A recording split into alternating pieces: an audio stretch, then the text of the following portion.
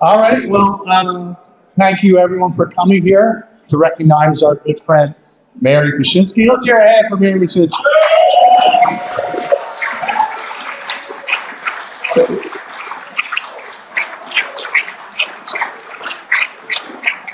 So, my name is Chris Donovan. I knew Mary many years ago. She was the cool kid in the neighborhood. I was an intern for Toby Moffat's office, and he said to me, if you're going to work on environmental issues, you have to talk to this activist in Hartford. She works for the Connecticut Citizen Action Group, and her name is Mary Mushinsky.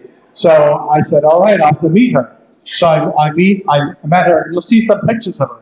She was like, she was the cool older sister. She was like, she knew everything. She was kind of like the Diane Keaton of the activist people out there, and she knew everything.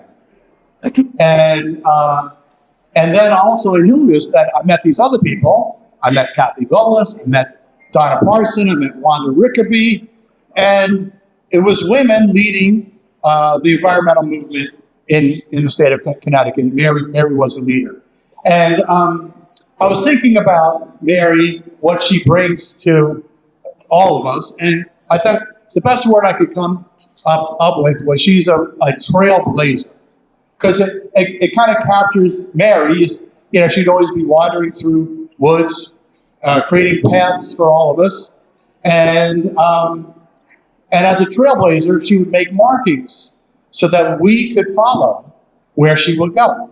And if you look back on the issues she worked with, her markings are still out there for the state of Connecticut and the people of Connecticut, showing all of us what can happen. So all the issues we know about, the bottle bill, right? She set the way for the bottle bill, working with Kathy and others, and we see it every day. You go to the supermarket, what are people doing?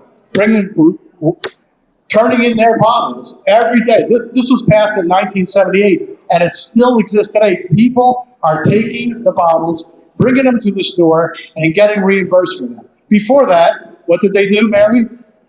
They threw them out the window. They just threw them out the window, and bottles were everywhere. So that she marked that trail, that trail still marks she's doing that.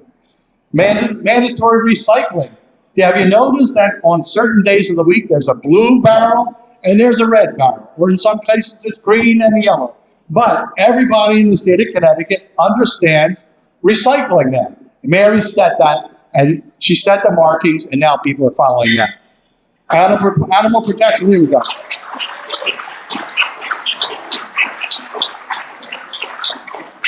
Again, when I knew Mary, I remember when she first got elected, I was 5 at the time, but she also worked on endangered species and animals. Again, in 1978, 79, 80, there were no animals. We didn't see animals. They were all being poisoned. They were gone. And she's protecting us. So now we see animals, and we complain now. Oh, there's a possum in my backyard. Oh, look at those darn squirrels. But before, we didn't see any animals. You didn't see hawks, you didn't see eagles, you didn't see animals were all getting poisoned and killed. And she did that. Also, we have some water in the back. Mary made sure people cared about the aquifers. And so every time we have a drink, think of Mary Mushinsky protecting the aquifers. And in the summer, what do people like to do? They like to go to the state parks. Now, because of Mary working with the Program Review and Investigations Committee, they suggested that plan. So now everybody in Connecticut, if you have a Connecticut license plate, you can go to the parks and enjoy them for free. So she set all these markings.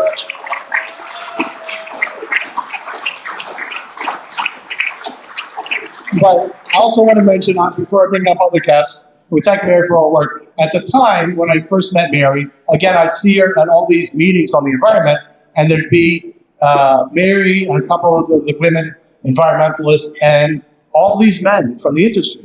And they would say, we want to pollute, and we have to pollute. And Mary would say, no, you can't. And she'd tell them not to, and she'd fight them. And sometimes she'd win. Before that, they were used to winning, and they weren't very happy with her telling them what to do, but she did tell them what to do. But at the time, I was an activist. If you remember how many people were activists in the 70s or something? Raise your hands.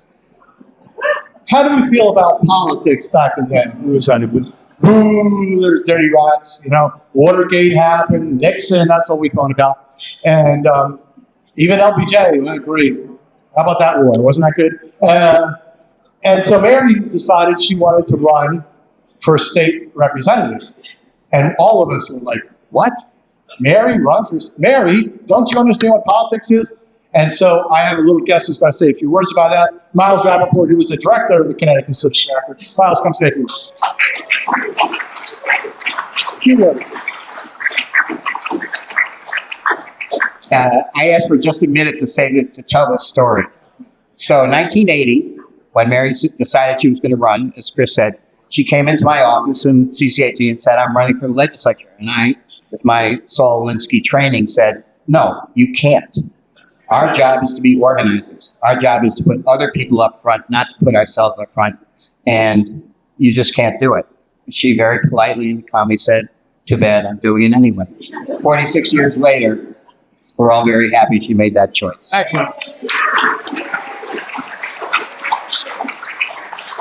And thank you, Miles. It was very good. And then guess what? Miles said he'd run for office.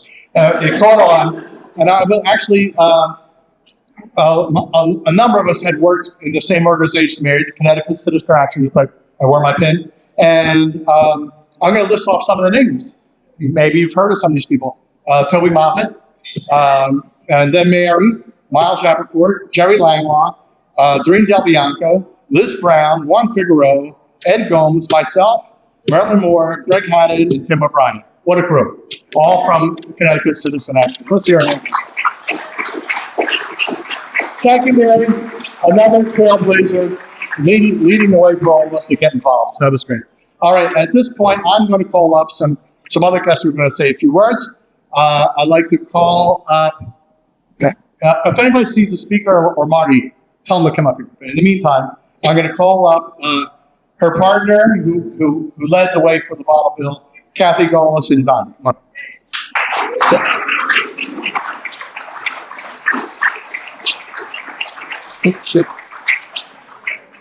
Thanks, Chris. I'm going to hold this. Thank you, Chris. Can you hear me now? Yeah, you can hear me. Okay. Mary and I met 50 years ago when we worked with countless others to pass the bottle bill. At that time, we heard that she was an organizer with CCAG, and I was a member of the League of Women Voters. Pretty new member. Don Berry, who will just say a few words when I'm finished, was an intern with Rusty Post. And Rusty Post was the lead legislator on the bottle bill at the time. Little did I know that this introduction to Mary would lead to a valued friendship that I really cherish.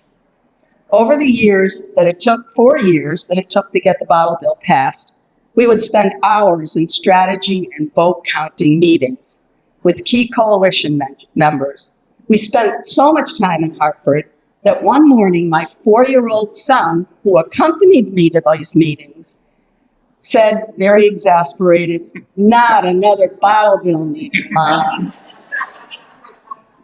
He went everywhere with me. He knew the Capitol. In 1978, the grassroots effort paid off, and the bill was passed. It became effective in 1980, the same year that Mary decided to run for the 85th House District. Certainly, Mary was well prepared for that office. Because of all that we went through to get this bill passed, she knew it backwards and forwards. It's been a pleasure to be here today. This is a much-deserved tribute to an extraordinary person, a dedicated public servant, a smart, selfless, and compassionate leader. It's brought back many happy memories, including memories of Mary and Marty's wedding, memories of joyful reunions that this coalition had throughout the years. It's brought back many, that's it. Mary, thank you very much for all your accomplishments, which have made living in Connecticut and the Connecticut residents in a better position. And best wishes for a happy and healthy future and for more accomplishments, which I'm sure are going to be coming. Don will say.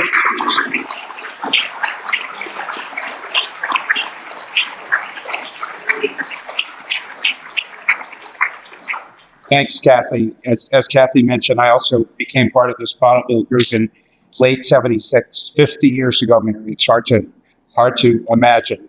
At that time, meeting Kathy and Mary and Sue Merrill from the Sierra Club, who's also here today, and a whole group of wonderful people who were part of this bonneville effort. What an experience and an education for all of us.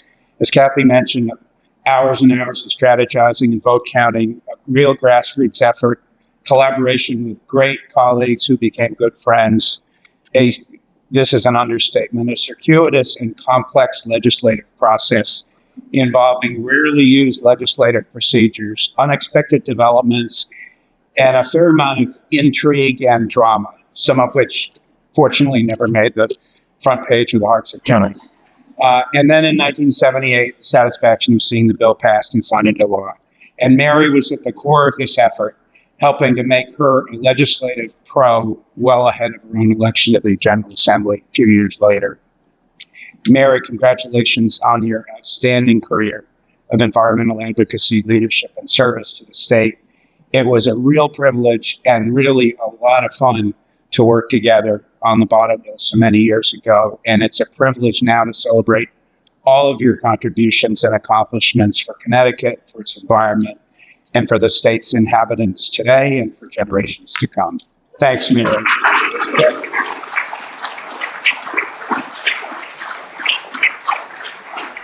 Thank you, Kathy and Don, for all your hard work to make it happen. Now I'd like to call Lisa Shara from the Director of the Rivers Alliance.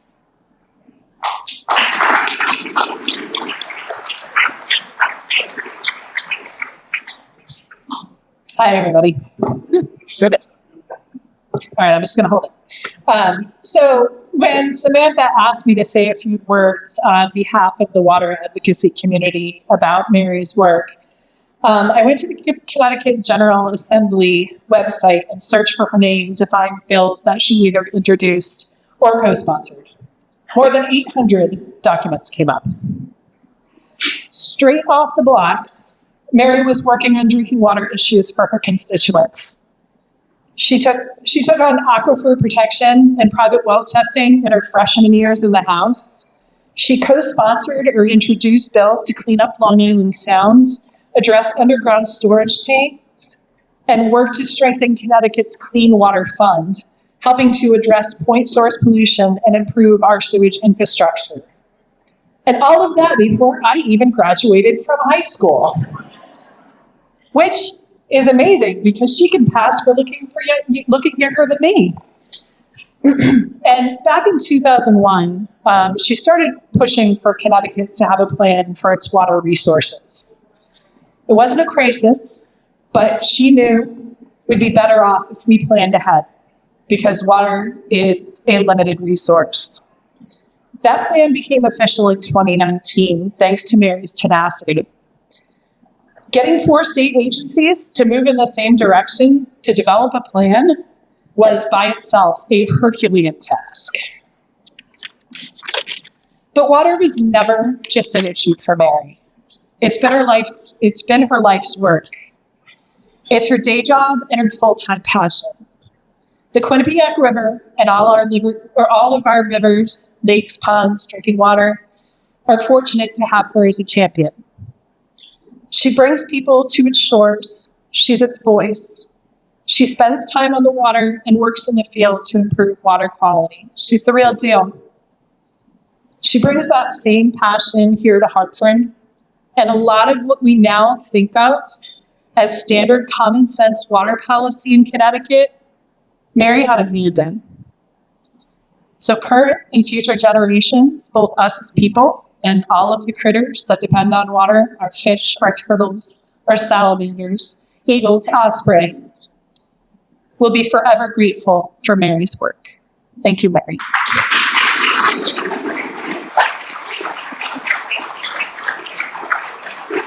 Thank you, Alicia. And now we've been joined by the President of the Senate, Marty Looney, and the Speaker of the House, Matt Ritter. Come on up.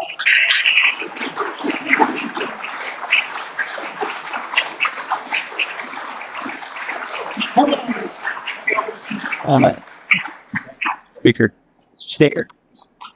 Thank you, Mr. Speaker. It's it's certainly both an honor and a great pleasure to be here today to honor Mary Mushinsky on her 46 years of service in the General Assembly. Mary and I came in together, elected in 1980, sworn in January 81, along with the Speaker's father, Tom Ritter, who was also elected that year. And it doesn't seem all that long ago until I realized that there was one day in the second year of our first term when Tom Ritter was passing out cigars because of the birth of his son, Matt. And, but it doesn't seem all that much time has passed, but apparently it has. And we can't deny that. But in any case, Mary Mushinsky has had an extraordinary, legendary career in the General Assembly. As someone who has been the voice of sound environmental policy, somebody who has lived it all her life as an advocate. In fact, she's one of the few people who helped get a very important bill passed before she was even a member. She was an active member of the community lobbying for the bottle bill that passed before she was elected in 1980. So she came in with the momentum of being an advocate already, having a successful notch in her belt of having achieved success in a very important bill that was highly contested. But from the very beginning, she was regarded as an expert in that area. But more than that, she was a wonderful colleague and friend, the voice of conscience, always treated people with respect for them personally and kindness to them personally, regardless of whether their positions on issues differed from hers. That's why she was so beloved here by everyone throughout all of the years. And then you got married, raised a family. All the years that she was here, you get the sense of passage of time when you see her sons, all grown up. And but again, what she has done in all of her service here is a sign of what someone can do who is dedicated, who is committed to principle, who is patient and willing to move incrementally on so many things. I had someone who once came to me and said, I want to run for the legislature because I want to transform everything. I want to make radical change overnight. I said, well, you're running for the wrong office. You're going to get frustrated. You're going to break your heart. You're going to run away angry at everybody. That's not the way it goes. And you've got to be willing to move incrementally, because there are three kinds of people who run for the legislature. One is the group of issue advocates who really only care about their issues, and they view the political process as distasteful, and they have to go through it just because that's what they have to do to get in a position to address their issues. Then there's the other extreme from that, are the people who really only love the political campaigning and just the competition of that. And they find the issues they have to deal with boring, frankly. There was one legislator who said to me, he was in that category, he said, issues are what people expect you to talk about while waiting for the votes to be counted. So that was the extreme position on the two sides. The people who do the best, have the most success, and also enjoy it the most, are the ones who are adapt to the political process, enjoy the give and take with other people, enjoy the competition, but at the same time have an abiding interest in issues and substance. And Mary is, of course, one of those people preeminently. And we all know that from her years of service. She's sitting next to another person in that category, my dear friend and colleague from New Haven, Bill Dyson, who was elected to the House 4 years before Mary and I were. He came in 1976 and served until 2008. Many of the years of that period, he was the House Chair of the Appropriations Committee and somebody who fought and drove for good, sound, equitable policy during all those years. So it's an honor to be here today for Mary, my dear friend for 46 years, someone whose service to the state of Connecticut is a model for anyone who thinks about running for the General Assembly. Thanks so much.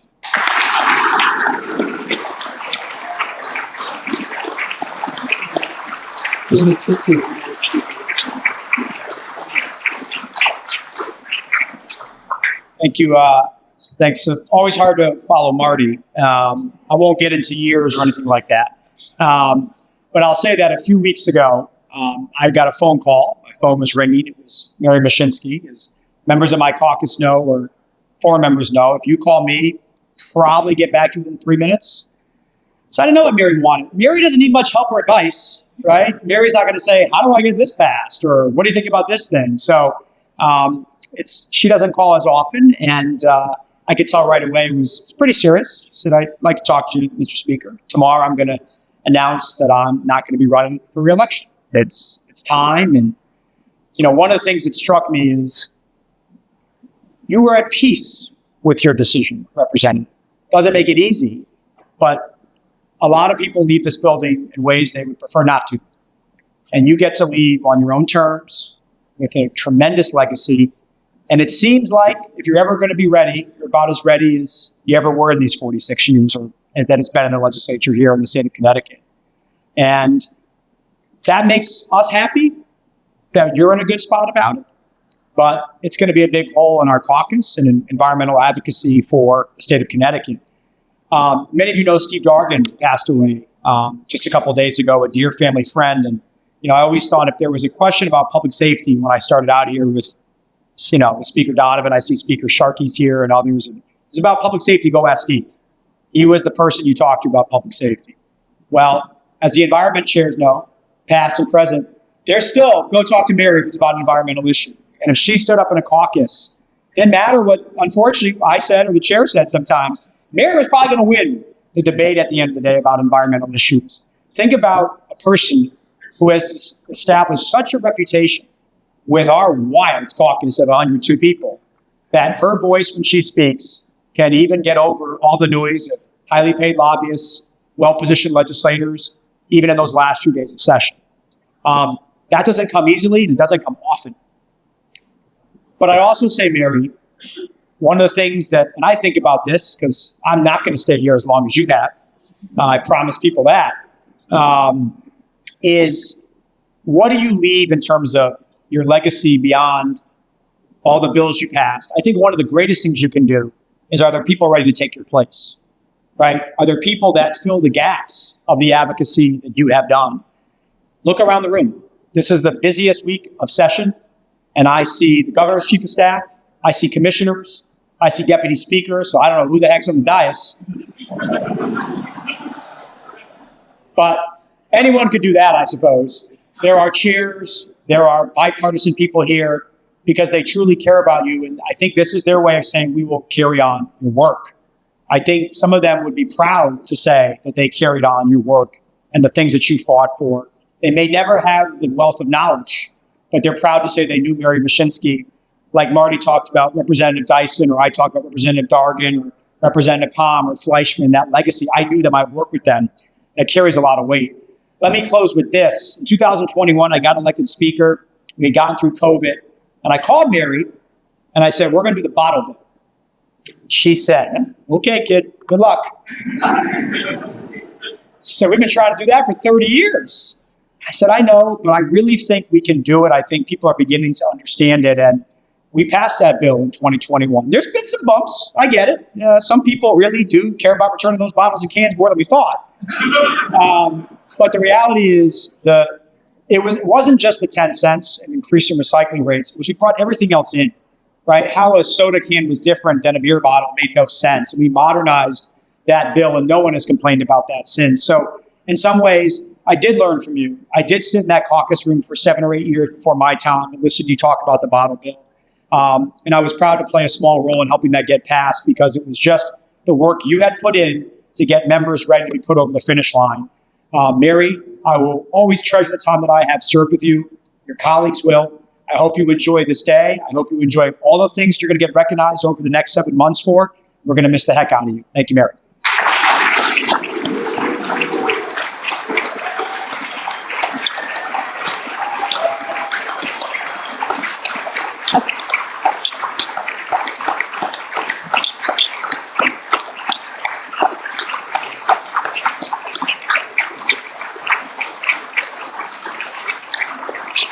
Thank you, Marty and Matt. Sorry. President, Mr. President, Mr. Speaker. And as the speaker noticed, we have another speaker in the back, Brendan Sharkey. Brendan, say hello. There he is.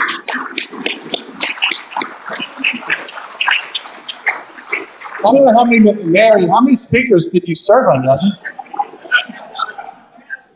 Yeah, not quite a number. All right, moving along in the agenda. It's my job.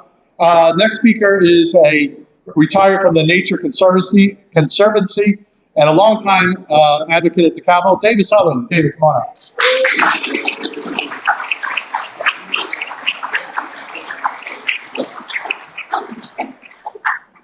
These days, virtually everyone has heard of the phrase climate change. Even folks who think it's not real, or it's a hoax, they know the concept, and they know how many people care about it. Back in 1986, if you had gone through these halls and asked people, what's climate change? A very high percentage of people would have gone, I don't know. Is that one of the reasons? And I, as a new environmental lobbyist back then, first heard about that concept from Mary Mushinsky. I remember, I was thinking 87, but maybe it was 88, that I was standing with somebody else up in it was in the new LOB that had just opened up in the Environment Committee offices, and you came out of your office and we're talking about this new concept, global warming. And you had heard Dr. Michael Mann from UPA speak. Yeah. And it was scary. It was like, really? But you, over the next few years, got this General Assembly in 1990 to pass the first comprehensive global warming bill in the United States. And it was the first,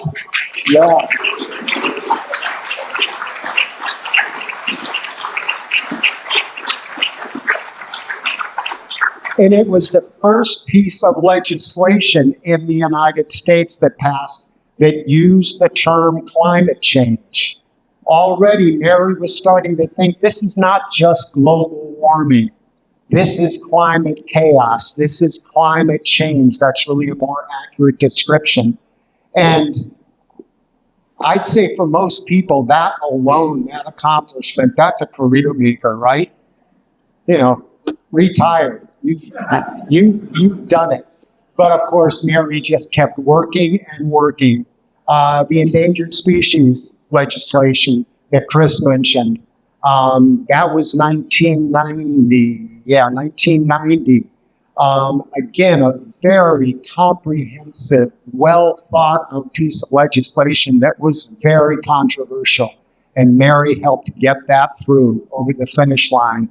I remember with the invasive species legislation, talking with various legislators, and they said, well, Mary already got me on that. Yep, I'm good on that. I'm good.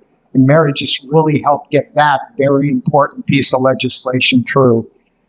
The most powerful moment, one of the most powerful moments I ever saw in this building now, was during, I think it was the first gay rights legislation. And there was a colleague in the House who was talking about lesbians and gay people in just grossly insulting, really stupid language. And he was going on with it. And Mary finally got up and said, through you, Mr. Speaker, I would like to read a couple of excerpts from publications here. And these excerpts were talking about a group of people. And they said, these people are disgusting. They are vile. One of the terms was verminous.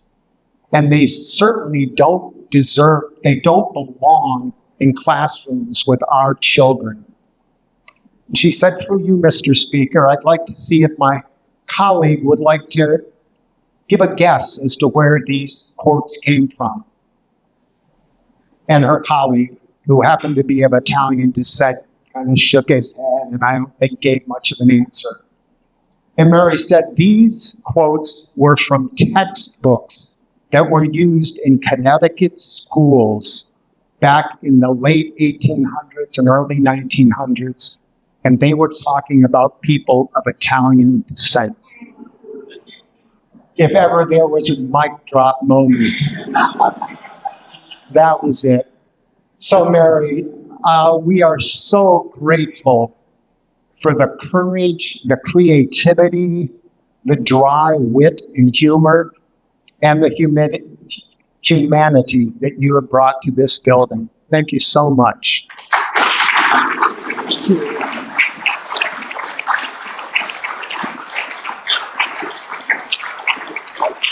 Thank you, David.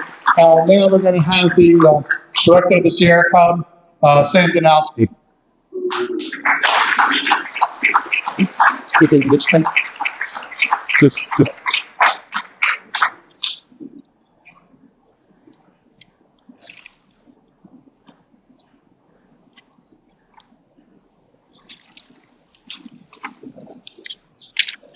Hi, everyone. On behalf of the Sierra Club, CCAG, CTLCB, Save the Sound, Connecticut Land Conservation Council, People's Action for Clean Energy, Rivers Alliance, Clean Water Action, Environment Connecticut, Concord, IREJN, and hundreds and thousands of environmental advocates across the state, Mary, we are indebted to you for leading our state on so many critical environmental issues, including climate action, reducing waste, access to the parks, wildlife conservation and animal protection, clean air, and clean water. Come on up, because we'd like to present you with a plaque.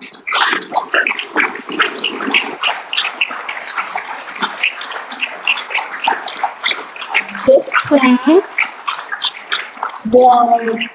you get to hold it temporarily, because we will then hand it over to the co-chair of the Environment Committee and members of the Environment Committee who are here today. Thank you. To be hung in the committee room in perpetuity. The plaque reads, among other things, in recognition of 46 years of dedicated service to the people of Connecticut and unwavering leadership in protecting our environment.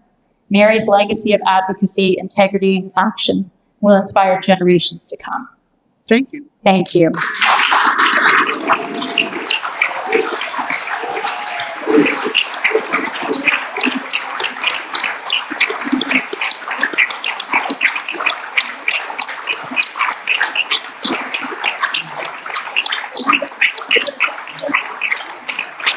All right, so many of the people here, we come to the Capitol, we'd have chants. So I think we should do a chant. So, who do we want? Who do we want? When do we want her? Mary Mushinsky.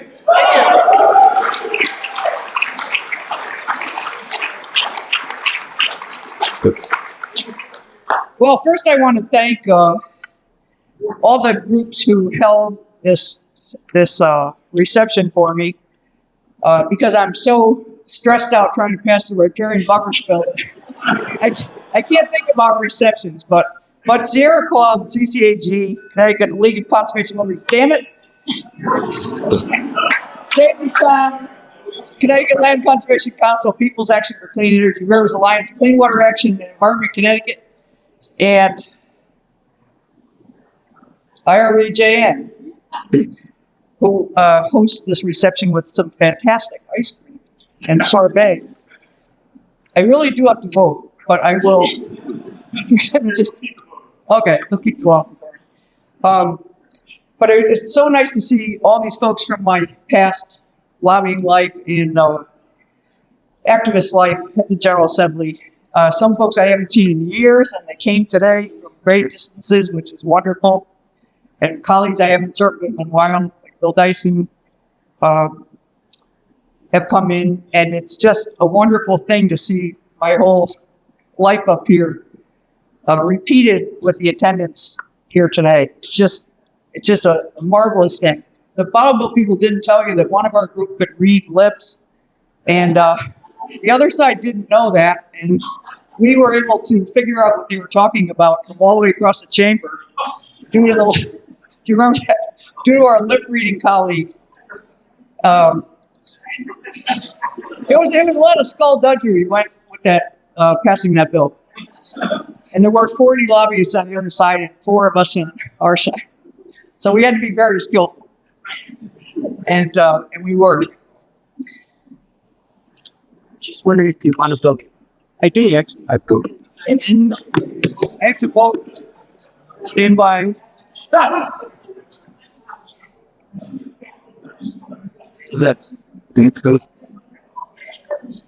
Yeah. Right. That's not.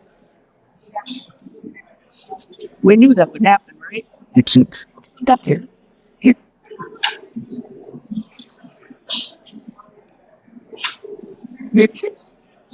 Okay. We've had this voting machine since COVID, and we can now vote on our computer or not in the building, in the room. Thank you.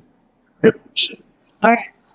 So, but it is nice to see Vaudeville folks here, the water people, land acquisition, the parks. So many years spent working on what to do with the state's trash, and the system that I had set up when I was chair lasted for 35 years, and then it fell apart at the end. And we have to restart our whole approach to trash again, because if you don't know where your trash goes now, it's going to Ohio, and on a train often. And that to me is a failure that our recycling and source reduction fell apart. And someone in the private sector picked up and ran with it. And I hate to put our state's burden on some other state. I've met people from Ohio at conferences, and they say, "You're from Connecticut. You're the state that's sending all your trash to our state." And I apologize for that, because I didn't plan that to happen, but it's happening now. And I hope that folks who are here after I'm not here will continue to work on that issue, because we can do better than that. I know we have money here, but still, we can be more responsible. And I hope someone here will pick up on this after it leaves. Anyway, I hope you, some people are not here that I worked with. Margaret Miner, I wish was here, but she has passed on. I worked with her quite a bit on clean water and protecting our water supplies. And I hope that some of my colleagues will step up and be water people. Oh, there's one. There's one right there. And clean energy folks. We have Jonathan is retiring as I am, but we have Steve Winter coming in, and watch him. He's going to be dynamite on energy, and give him all the help you can. And Mike D'Amico is a water person that's up fine.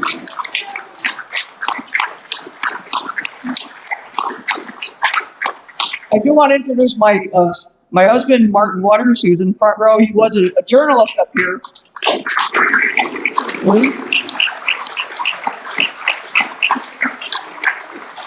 And that very tall young man in the back there in the middle is number 2 son, Ed Waters. And he worked here.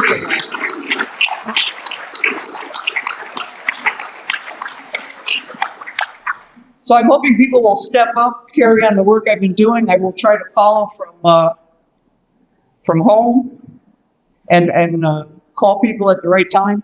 But I do need folks to step up and be the next generation of water protectors, open space protectors, park protectors. And so if you're a governor, if you're ready to step up, it's great.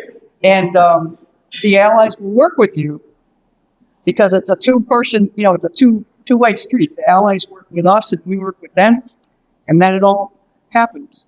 So thank you for the reception, and I hope to have a little more time to actually be outdoors. Not just talk about it, but actually be outside would be great.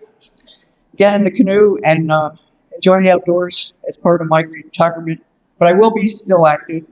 And I hope you will continue to eat the ice cream before it all melts. And thank you for coming. It's been a wonderful experience to be a legislator and serve my district. Wouldn't have missed it for anything. And just keep on fighting. And it's incremental. You won't win the first time. You just keep going and going. You get another piece. Next year, you get another piece. And you get beaten down. You have to regroup and figure out where you screwed up. Try it again. So don't ever give up, especially now with the feds who are not on our side. Don't ever give up, and be willing to push for a new piece each year. So thank you so much for being my allies. I could not have passed anything without you guys. And I still need your help on our trip. I got one more to go. Thank you.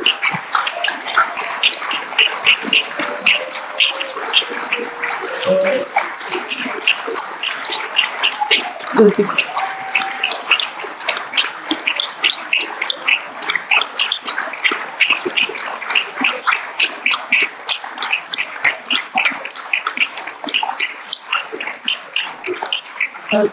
don't stop.